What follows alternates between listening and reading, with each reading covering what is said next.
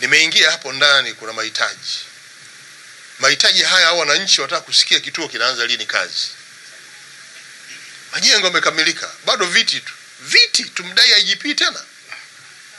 Mkurugenzi, tumehesabu viti, tutatakuwa viti vingapi?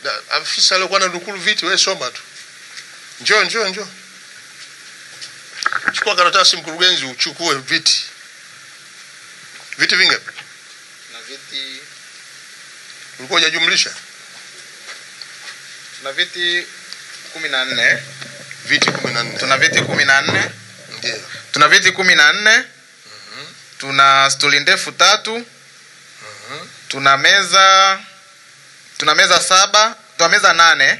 Ndio. Tunakuwa tumekamilisha huduma za furniture kwenye jengo. Viti 10 na ngapi?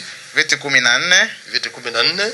Tuna meza 8. Meza 8 za maafisa na stuli ndefu 3. Stuli ndefu za kukalia pale, counter 3. Lakini pale counter hapa chini kuna shimo tu lile. Pale ni mahali pa kuwekea lile buku la kuandika kumbukumbu. Tulikubaliana kwa nafasi tunajengwa.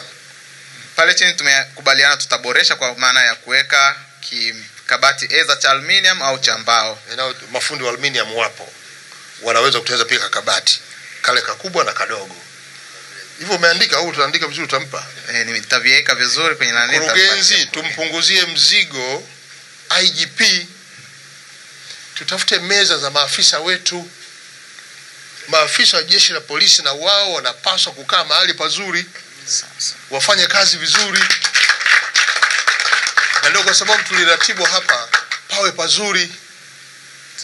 Mkurugenzi, kule mbele ni kwa vumbi. Msimu wa mvua unakuja.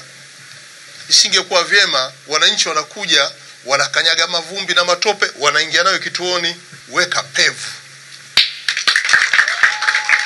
kutoka barabarani angalau mita 7 ije, alafu iongezeke iende upana wa mita 5 huku, mita 5 huku, mita 5 nyuma. Jengo hili zungukwe na pevu ili kusiwe na matope. Inawezekana. Na tumezungumza asubuhi, fundi pevu amefiwa, akirudi akuja kuanza kazi. Umeniambia lori lipo, umeshaagiza ulete mchanga. Simamia hilo. Nataka eneo hilo smart. Hawa ni makamanda wa jeshi la polisi. Wana utaratibu wa kila siku asubuhi wanapiga gwaride. Hawezi kupiga gwaride vumbini. Malengo yetu tarehe 1 mwezi wa 11 kituo kianze kazi.